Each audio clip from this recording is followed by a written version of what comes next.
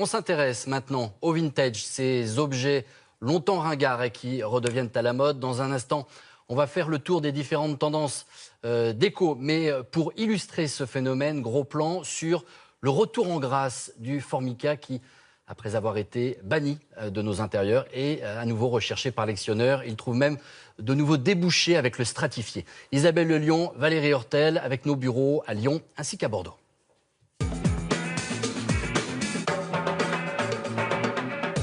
Des couleurs vives, une allure années 60 fringante, des objets peu encombrants, les meubles en Formica font les beaux jours des brocanteurs. Vous aviez des bars avec un design complètement resté intemporel et des couleurs vives. Le must, l'objet culte qu'on nous demande, on se bat pour les acquérir, c'est le fameux tabouret marchepied. Abandonné autrefois sur les trottoirs, il retrouve la cote. 50 € la chaise, 150 la table, 300 pour le buffet. En 2017, la tendance est de marier les couleurs. Le Formica, c'est un effet Madeleine de Proust qui est hallucinant. Et on a énormément de jeunes, de personnes de notre génération, voire un peu plus vieux, qui, en possédant ces objets, se rappellent des souvenirs de leur enfance. Et on est dans une période où le vintage prend de plus en plus sa place. Le Formica, c'est ce matériau popularisé en France dans les années 50, en même temps que les premières cuisines équipées. Fermons les yeux, rêvez, Cendrillon au magique coup de baguette. À cette maison, vous trouveriez la vie plus facile et plus douce. L'engouement est immédiat. Le public s'emballe pour ces décors joyeux et pratiques. Pour ces années 50, début 60, 65, c'est formidable, quoi. C'est la modernité, c'est l'abandon des vieux meubles à cirer, l'encaustique et tout. Une simple éponge. Là, voilà, une simple éponge, puis on nettoie, quoi. C'est extraordinaire. De toute façon, c'est ce qui se faisait pour être à la mode. Il fallait avoir ça à la maison. À Quillan dans l'Aude, sa fabrication fait vivre jusqu'à 800 personnes. Épouse de l'ancien directeur de l'usine, Tatiana Kletsky-Prader vit dans une maison pleine de Formica qui a servi de maison témoin. Voilà par exemple mon vestiaire, en Formica à cajou rouge. On retrouve le même dans les coursives du paquebot France. Sous forme de grandes plaques murales, les envolées de roses dans la salle de bain, les scènes de chasse façon toile de Jouy dans les toilettes, ou en dalle imitation parquet dans le salon, le Formica autorise une fantaisie dont elle ne s'est jamais lassée. Et pour le côté pratique, l'entretien, rien, zéro.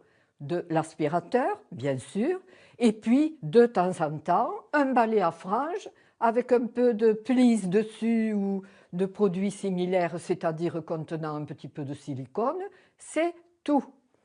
Quant à la solidité du matériau, il suffit de savoir que cette cuisine a été posée il y a 55 ans.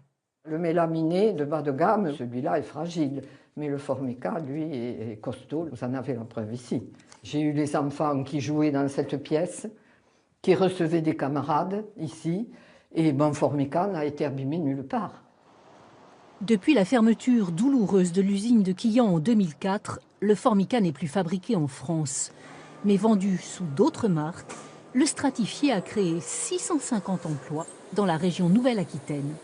Tout part de ces énormes bobines de papier.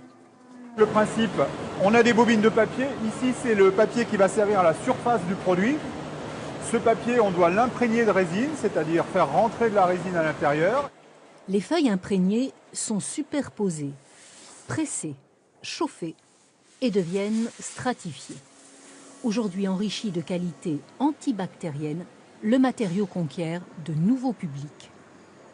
On arrive à apporter des fonctionnalités supplémentaires au produit qu'il n'avait pas auparavant et à faire en sorte que c'est un matériau qui reste vivant.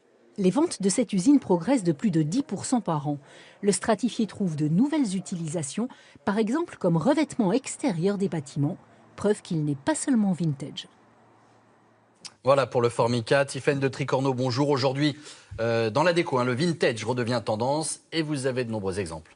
Oui, par exemple, le papier peint, aujourd'hui, ils imitent les matières. Alors, vous trouvez du faux cuir, motif brique ou encore motif python. L'astuce déco, c'est de l'appliquer uniquement par petites touches sur un mur, par exemple. Exemple ici, par exemple, c'était pour se mettre derrière le canapé. Autre retour en grâce, c'est celui du rotin.